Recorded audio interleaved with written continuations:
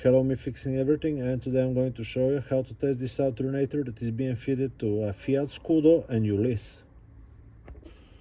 Something that is good to know before we start: you don't need to remove the alternator from the vehicle, you just need to disconnect the battery and the positive cable and the connector here on the side, I'll show you in a second.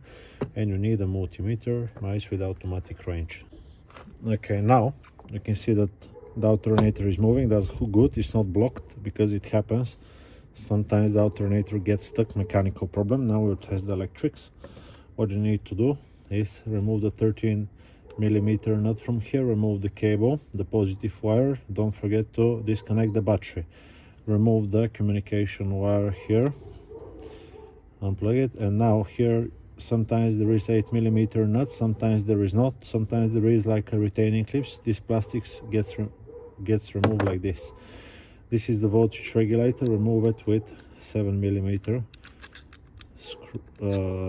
socket, yeah, like this. Here usually there is a cap, this one goes to the side. Now quickly we're gonna check the rotor. You can see it right here, yeah.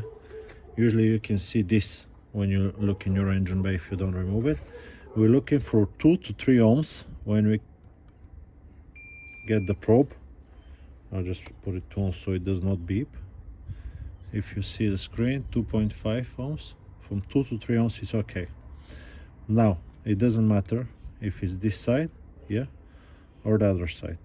So polarity is not a problem, it's just like a big wire. What we also need to check if there is continuity between the slip rings and the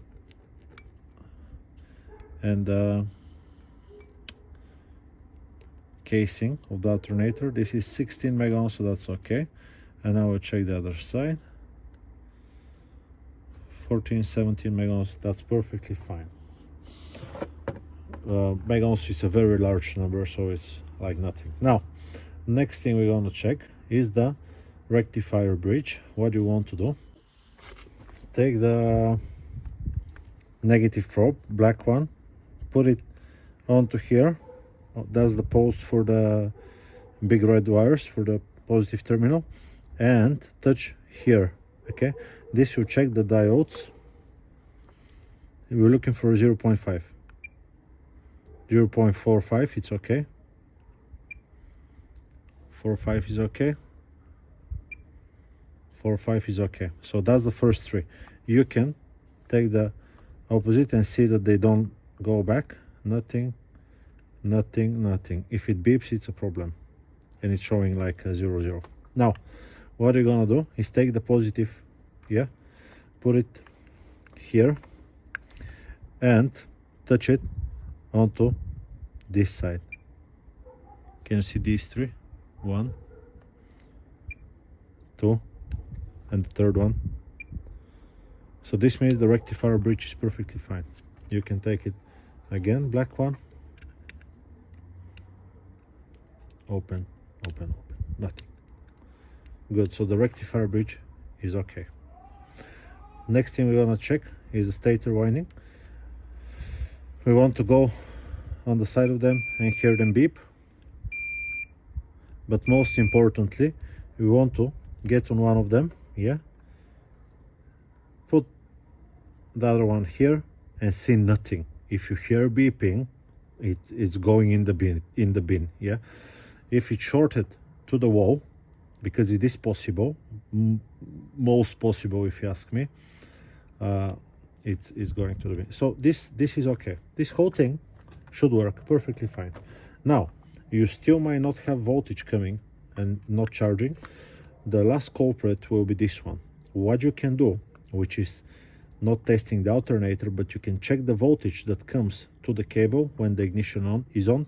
If you have 8 volts, it's definitely the voltage regulator. Unfortunately, other than the brushes, you can see these brushes are brand new.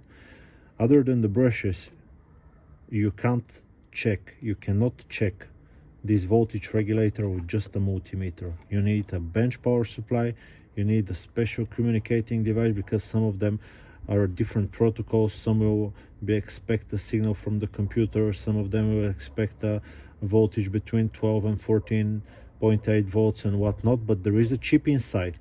Yeah, there is a chip with almost like 15 wires inside, so you cannot check the voltage regulator with a multimeter. If you know a way, tell me, I'll be very happy to see. But that's generally what you can check on your alternator. Stator is okay, it's not shorted. Rotor is okay, it's not shorted. Rectifier bridge is okay. Brushes, look how long they are, perfectly fine.